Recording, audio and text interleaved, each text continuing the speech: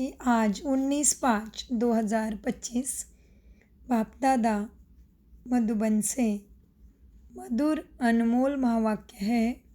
मीठे बच्चे, श्रीमत ही तुमको श्रेष्ठ बनाने वाली है, इसलिए श्रीमत को भूलो मत।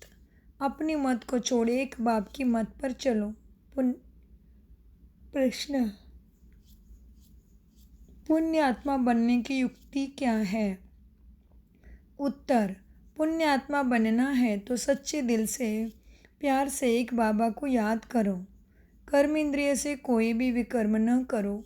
सबको सच्चा रास्ता बताओ और अपनी दिल से पूछो यह पुण्य हम पुण्य कितना करते हैं।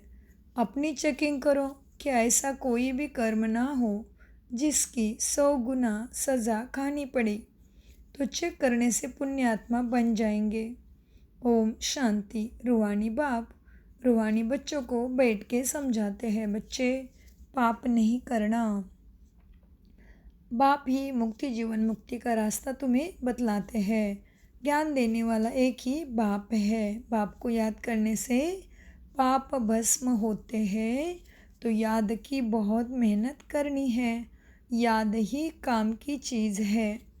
मीठे मीठे से खिलते बच्चों प्रति माता पिता बाप दादा का याद प्यार और गुड मॉर्निंग। रूहानी बाप की रूहानी बच्चों को नमस्ते। हम रूहानी बच्चों की रूहानी बाप को याद प्यार गुड मॉर्निंग। नमस्ते प्यारे बाबा, नमस्ते। धारणा के लिए मुख्य सार है, बाप जो अविनाशी ज्ञान रत्नों का खजाना देते हैं, उसका कदर करना है। बेपरवाह बन पाप कर्म नहीं करने हैं। अगर निश्चय है भगवान हमको पढ़ाते हैं तो अपार खुशी में रहना है। ईश्वर के घर में कभी चोरी आदि करने का ख्याल न आए, यह बहुत गंदी आदत है। कहा जाता है क का चोर 16 का चोर। अपने अंदर से पूछना है कि हम कितना पुण्य आत्मा बने हैं। बहुत गहरी बात। अपने आप को चेकिंग करना है कि हम कितने पुण्य आत्मा बने हैं। और क का चोर माना हम थोड़ा कुछ चोरते तो हमें बहुत ज़्यादा चोरी का हमारे ऊपर पाप चढ़ता है। इसलिए बाबा ने बोला क का चोर माना लक का चोर। वरदान: निर्बल दिल शिकस्त असमर्थ आत्मा को एक्स्ट्रा बल देने वाले रूहानी रहमदिल भव। विस्तार: जो रूहानी रहमदिल बच्चे हैं वो महादानी बन बिल्कुल होपलेस केस में होप पैदा कर देते हैं। निर्बल को बलवान बना देते हैं। दान सदा गरीबों को बेसहारे को दिया जाता है। तो जो निर्बल दिल शिकस्त असमर्थ प्रजा क्वालिटी की आत्माएं हैं, उनके प्रति रूहानी रहम दिल बन महादानी बनो।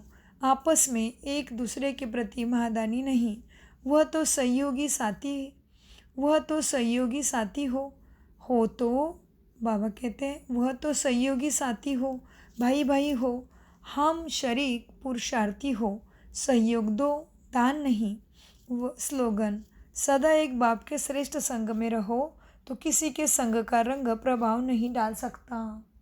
सदा एक बाप के, कितनी गहरी बात है। देखो, कल भी बाबा ने पूरा कंबाइंड के ऊपर ही बताया कि कंबाइंड है तो फिर कैसे अलबेले बन जाते हो। फिर बाबा ने कल की मुरली में कहा अगर कंबाइंड है तो अगर आप कमज़ोर पड़ भी गए तो बाप तो सर्वशक्तिवान है ना। तो कल की कितनी मुरली गहरी थी ना, 18/5/2025 की। तो आज भी बाबा स्लोगन में कहते हैं, बच्चे सदा एक बाप के श्रेष्ठ संग में रहो तो किसी के संग का रंग प्रभाव नहीं डाल सकता। अव्यक्त इशारी रूहानी रॉयल्टी और प्यूरिटी की पर्सनालिटी धारण करो।